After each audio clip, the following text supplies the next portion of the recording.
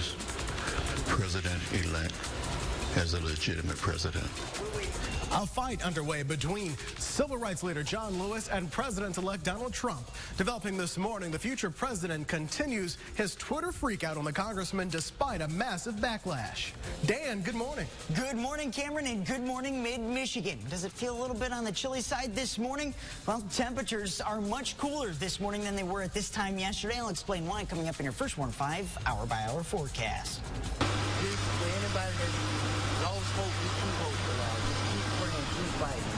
If it happened to me, it happened to anybody. Developing this morning, a newborn kidnapped 18 years ago is reunited with her biological parents. Now her future and even her name are uncertain. And no one puts this couple in the corner. A fantastic Dirty Dancing reenactment at their wedding goes super viral on social media. It's time to wake up Mid-Michigan. It is Sunday, January 15th. Live and local with coverage you can count on. This is WNEM-TV5 Wake Up. It is, and good morning to you. I'm Cameron Little. I'm joined by meteorologist Dan Drew here in the first 1-5 Weather Center. And Dan, as we take a look at the radar behind you, not a cloud in the sky. Yeah, it's looking pretty nice out there. That's the good news for us, but it's a little bit on the cool side as well. But temperatures are warming up.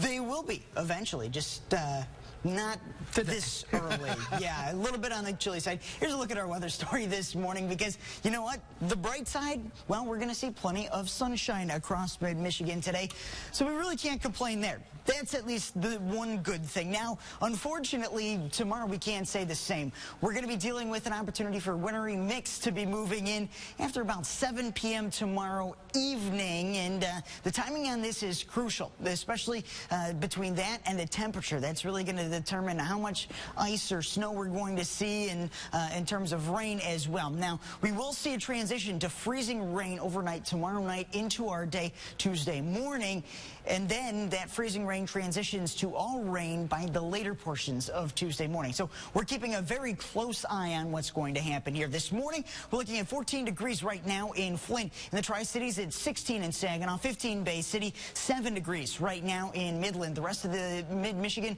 bit on the cool side. We're looking at 1 degree below zero right now in Houghton Lake. And those temperatures, well, they're about 10 to 15 degrees cooler than we were at this time yesterday. Why? Clear skies. But we'll talk about when we finally warm up coming up in just a few minutes. Cameron? Okay, Dan, developing this morning, the president-elect is facing backlash after he decries civil rights icon John Lewis. Yesterday, Trump tweeted, Congressman John Lewis should spend more time fixing and helping his district, which is in horrible shape and falling apart, not to mention crime-infested, rather than falsely complaining about the election results. All talk, talk, talk, no action or results. Sad. The tweets have angered both Democrats and Republicans, including those in Lewis's district. I think it's really clear that elect Trump does not know much about Atlanta, and I really want to call him out on his promise to fix America's cities. The president-elect tweeted again yesterday evening, softening his tone toward Representative Lewis, saying the congressman should focus on fixing inner cities because the U.S. can use all the help that he can get. Congressman John Lewis says he will not attend the inauguration of President-elect Donald Trump this Friday, along with at least 12 other Democrats. It's the first time Lewis has skipped the swearing in of a president in 16 terms that he's been in Congress. And this week, Trump's inauguration celebration will go on without Jennifer Holliday. The singer and actress announced in an open letter yesterday she has canceled her performance at a welcome concert and offered an apology to the LGBT community, which fiercely criticized her scheduled appearance. Coming up in our next half hour, we'll take a closer look at the preparations being made for Donald Trump's inauguration and how for some, witnessing his swearing in will cap off a year of political activism. And you can count on TV5 and CBS News to bring you the latest coverage on the transition from President-elect Trump to President Trump. We'll have it for you on air, online, and on your mobile device. Also developing this morning, a woman who was kidnapped as a newborn in Florida 18 years ago has been reunited with her biological parents for the first time. They traveled to Walterboro, South Carolina yesterday to meet their daughter Kamiya Mobley. Investigators say Mobley was kidnapped by Gloria Williams, who posed as a nurse. Mobley grew up believing Williams was her real mom until DNA tests last week confirmed her identity. For now, Kamiya's future and even her name are uncertain. Now officials are providing her with counseling. She has a lot to process. She has a lot to think about, as you can imagine. I can't even begin to comprehend it. Williams was arrested and charged with kidnapping and interference with custody.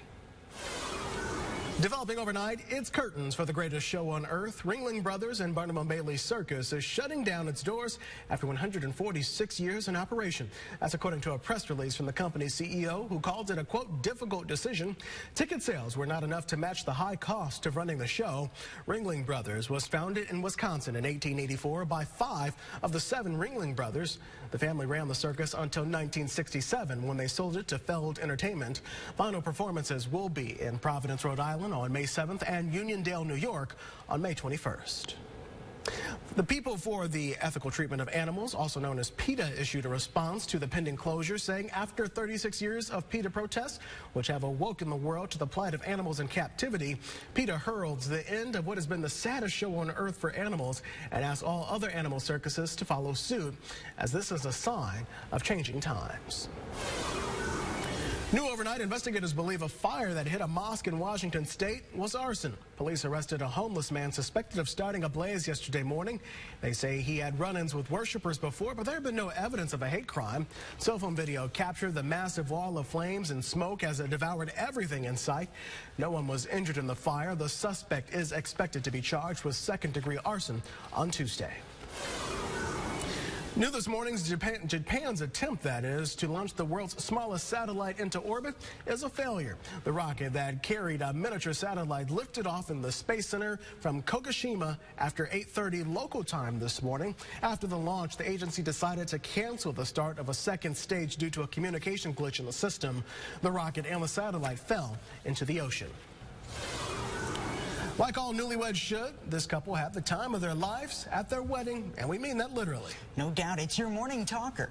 New Jersey couple Lindsay Perigo and Richie Guarli reenacted the famous climactic dance scene from the 80s hit Dirty Dancing. Complete with Bill Medley and Jennifer Warnes' hit song. The bride said the movie had always been one of her favorites. And when she proposed the performance to her fiancé, he agreed. The video has been shared on Facebook and viewed over 15 million times. And of course, if you're going to do that, you got to land the landing. So many people have tried to do it, but it's not as easy as they make it look.